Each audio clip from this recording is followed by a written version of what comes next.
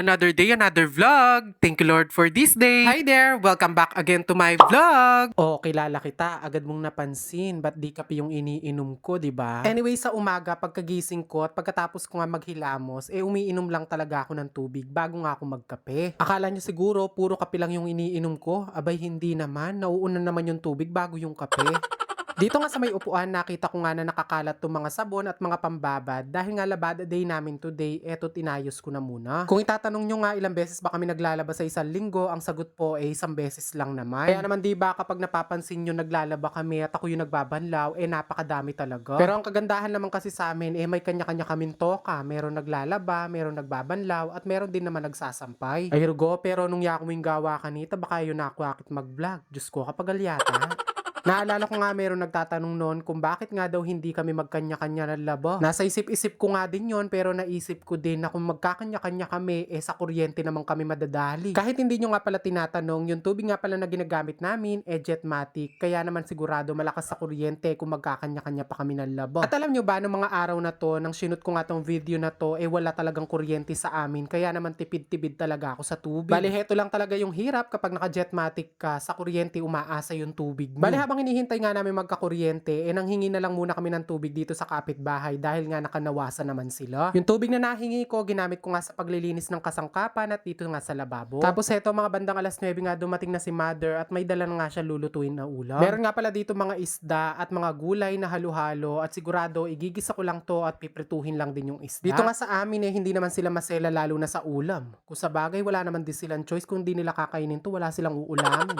Ilagay ko na nga muna dito sa may palanggana yung mga isda at heto, nilagyan ko na din ng tubig para nga malinisan na. Hindi ko nga alam kung anong tawag nila sa isdang to, pero napakadali lang naman yan linisin. Hiniwa ko lang yung pinakachan, tapos hinila ko lang din yung bituka at yung kanyang hasang. At nang matapos ko nga mabanlawan, agad ko na nga ito pinatiktik dito sa may strainer at binudburan ng asin. Bali, binalibaligtad ko lang para at least mabalutan ng asin at magkalasa din yung nasa ilalim. Dito nga sa may kawali, bali naglagay lang ako ng mantika at ayan, nagsalang na din ako ng mainit na nga yung mantika. Kailangan ko nga multitask kasi habang piniprito ko yan, magpe-prepare naman ako ng mga gagamitin ko sa paggisa. Hahayaan ko nga muna maluto yung kabilang side at mamaya bibilingin ko na lang. Dito nga sa biniling gulay ni mother, meron nga 2 tali ng kamangyang. Sa Tagalog ang tawag dito ay sitaw naman. Ay sabi nga nila, mabisa daw tong panggamot sa may mga arthritis at gout.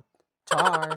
Ito nga sitaw na to, pinagpuputol ko lang sa haba na gusto ko. Sakto nga matapos kong pagpuputulin yung mga sitaw, naluto naman to kabilang side nitong isda, kaya biniling ko na. Mas masarap nga sa mga isda na to, talagang pritong-prito, lalo na nga kung galunggong pa to, talagang hahayaan ko siya maluto ng maluto para pag kinain mo walang tapon. Pagkatapos nga ng sitaw, heto, isinunod ko naman paghihiway neto yung mga talong. Dito naman sa talong, tinanggal ko lang yung pinakatampok, tapos ayan, inislice ko lang ng paganyan na nakikita nyo sa video. Sabi ko nga sa inyo, lagi nakadepende sa inyo kung ano ang hiwang gagawin nyo. Pero yung iba ang ginagawa nila, hatiin muna nila bago nila i-slice. After ko namang mahiwa yung mga talong, sakto naman, naluto na nga itong mga sinalang kong isda. Tapos na nga ako sa sitaw at sa talong at ngayon naman, hetong kalabasa naman yung ating hihiwain. Itong kalabasa naman, babalatan muna natin. Pero bago ang lahat, hiniwa ko muna siya ng paganyan para madali nga siyang balatan. Alam nyo ba, yung iba nagluluto ng kalabasa, hindi nila binabalatan yung kanilang kalabasa at direkta na nga nila ito niluluto. Tulad sa pagluluto ng okoy, minsan may nakainan ako na okoy, talagang kasama nga daw yung balat kasi masustansya din daw to. Pero syempre depende pa rin sa kakain, di ba? Baka meron kasi mga tao na ayaw nila yung balat sa kalabasa or meron naman na gusto nilang kainin pati yung balat. Or minsan depende rin yan sa luto, di ba? Well anyway, after ko nga mabalatan lahat ng kalabasa, ayan, pinaghihiwa ko lang ng ganyan katulad na nakikita nyo. Manipis na lang yung hiwang ginawa ko kasi nga medyo malapad yung pagkakahiwa ko kanina. Nakapaghiwa na din ako dito ng bawang, sibuyas at kamatis at tinugasan ko na din itong mga gulay na gigisa ko. Sabi ko nga sa inyo, bago nga ako magluto,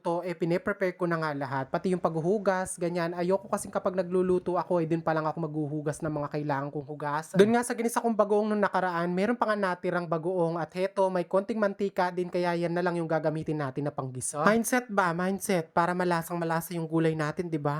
Pagkalagay nga ng bagoong, ayan, nilagay ko na din dito yung bawang at iginisa-gisa ko na din. Lumabas na nga yung aroma ng bawang, sunod ko nang inilagay dito yung sibuyas at yung kamatis. Alam nyo ba na dahil gisado na nga yung bagoong na nilagay ko, nung nilagay ko pa yung bawang, lalo nga bumango at sigurado maamoy ito ng basher ko from Dubai.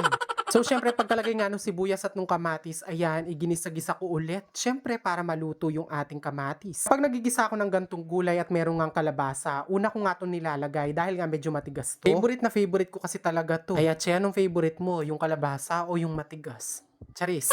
At pagkalagay nga ng kalabasa, hahaluin lang natin ito ng hahaluin. Abay, syempre, para naman kumapit yung ibang pampalasa. Pagkatapos nga nun, sunod ko nang inilagay dito yung mga sitaw na pinutol-putol ko kanina. At dahil nga mainipin ako, ayan, nilagay ko na din pati yung talong. Pero hindi ko na muna yan hahaluin para hindi naman ma-overcook. Sadyang ipinailalim ko talaga yung kalabasa dahil nga medyo matigas yun at isinunod ko na nga yung sitaw at syempre itong talong. Ito nga, naglagay na nga din pala ako ng konting pampalasa para naman luminamnam at sumarap itong ating niluluto. Nag-add na nga din pala ako ng konting tubig para naman hindi ito matuyo at masunog. After 5 minutes na pagkakatakip nga dito sa gulay, binuksan ko na at heto haluin ko at baka ma-overcook na yung ating kalabasa sa ilalim. Hinalo-halo ko lang at nung okay na nga yung lasa, ayan, ganyan na nga yung itsura ng ating gulay. Kung nga kasi kapag nagluluto ako ng mga gulay, gusto ko talaga yung half cook lang, yung medyo may lutong-lutong pa, ganun.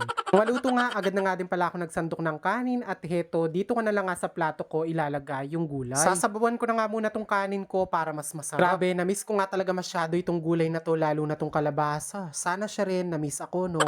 So, syempre, kapag nakaluwag-luwag ka, mas masarap talaga yung ginisang gulay, lalo na kung merong kapartner na pritong isda. Naman kung biglaan mong na-miss yung gantong ulam habang pinapanood mo to, ano pang ginagawa mo, ayan, may idea ka na kung ano pwede mong lutuin ngayon, bukas at magpakailanman. Charis. O siya, that's it muna for today's video. Thank you for watching and see you again on my next vlog. God bless everyone. Bye!